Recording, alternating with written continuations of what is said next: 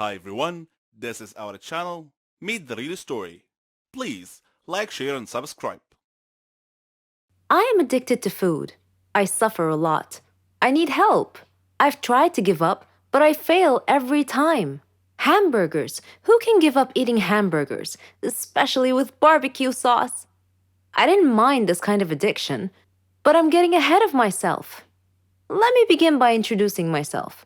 I am Patricia, 15 years old, living with my parents and my brother. I lead a quiet life. No interests, no hobbies, except for eating, that is. Food is my faithful friend. It never leaves me. It is my partner, my soulmate. But having food as your soulmate has insidious side effects. A dark side, if you will. It denies me a healthy life, robs me of the energy to play, and causes me to sleep excessively. I would much rather stay at home with a bag of potato chips than go out and exercise. My soulmate ultimately betrayed me, though, last Thanksgiving at my granny's home. She lives in a state nearby. Granny was a clever doctor and an excellent cook at that. She could conjure up something really delicious. On that day, she had prepared barbecue turkey with nuts and other secret recipe ingredients. The taste was so great, as if it had descended from heaven itself. I felt like I was fighting a food war, and I had to win at all costs. I ate and ate and ate. I don't know why, but I just couldn't control myself. I attacked that turkey like it was the last on the planet. But every culinary war with a worthy adversary, such as the barbecued turkey, has its own unique type of casualties. Suddenly, I found myself unable to breathe. I fell to my knees and passed out. The turkey had won. I woke up later in the hospital, though, still clinging to an unfinished turkey leg. The doctor told me that I was gaining way too much weight. He said that I should be put on a diet. Diet? Man, how I hated that word. It hung over my head like the sword of Damocles. It meant depriving me of my passion, my reason for living. I considered eating vegetables in small amounts to be the worst form of cruel and unusual punishment, the worst form of torture imaginable. Imagine thinking of a wonderful, greasy, cheese-laden pizza with all the toppings and then suddenly opening your eyes to find a healthy green salad bowl. But I had reached a turning point in life. One day, my brother was playing on the street, while I was sitting at home gazing longingly at a tempting piece of cheesecake, just sitting there, taunting, daring me to eat it. I struggled mightily to resist the urge, but in the end I succumbed and wolfed it down like a starving animal. Shortly afterwards, I began feeling dizzy, but I was unable to call for help this time, and then I passed out again. I was taken to the hospital. While lying in the hospital bed, half conscious, I overheard the doctor say to someone, "She needs to stop eating or it will be the death of her." I thought to myself, whoa, death? So I made up my mind right then, right there. I resolved to fight a new war, a war against my appetite. On our way back home, I told my father that I wanted to see a nutritionist. He was delighted to hear that. Later, at the clinic, the doctor welcomed us in. She told me how to overcome my eating fetish.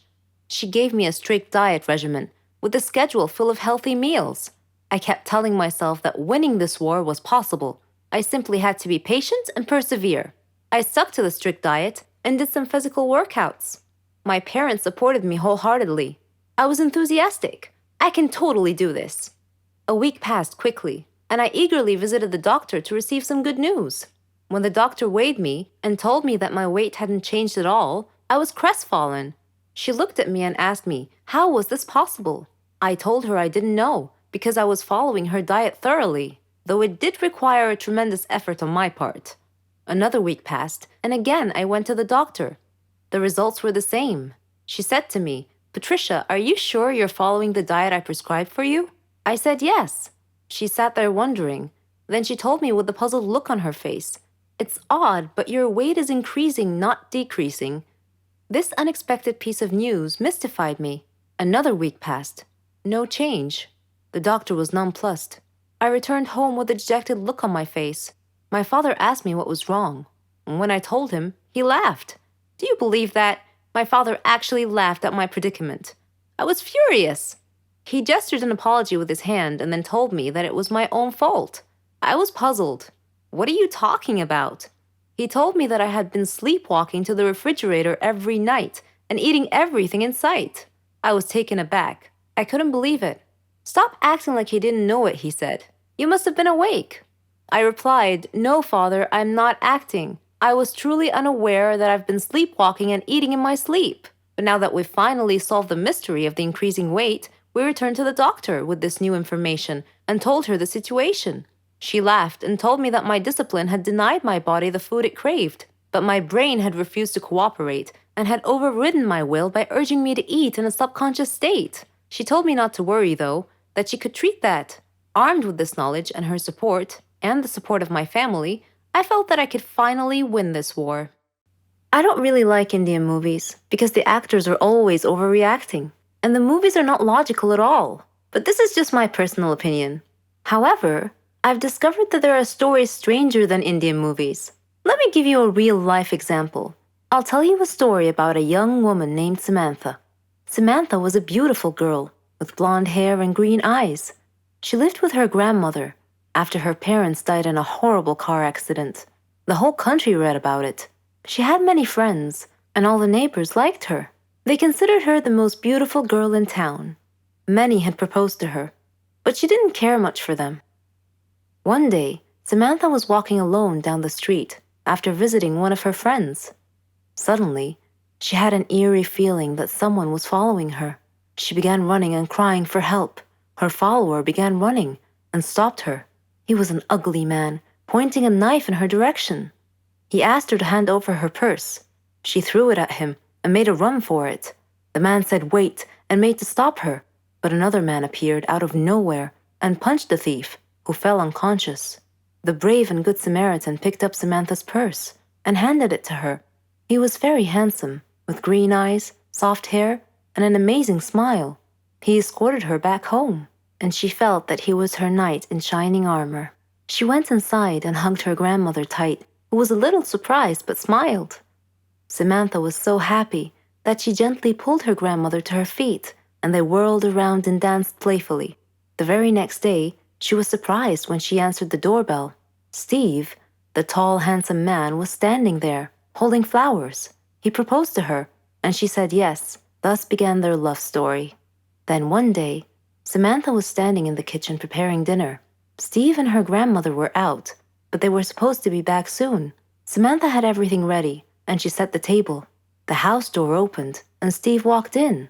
Samantha went to greet him, but she felt dizzy and fainted. Steve quickly took her to the hospital. The doctor congratulated Steve, saying that he was going to be a father. Steve was ecstatic, but Samantha was not. Instead, she was shocked and nervous. She said that she was too young to have kids, that she wasn't ready to be a mother. Steve was taken aback and said, But why? Don't you want him? Things were different from that point on. Samantha tried to get an abortion several times, but Steve was always stopping her. She couldn't accept it. She blamed Steve, but Steve couldn't understand her. In her 7th month of pregnancy, Samantha was with her grandmother at the supermarket when she saw a small boy run onto the road. Fearing he might get run over by a car, Samantha quickly pulled the boy off the road to safety. The boy's mother saw what happened and thanked Samantha, feeling so grateful and relieved. Samantha was crying at the moment.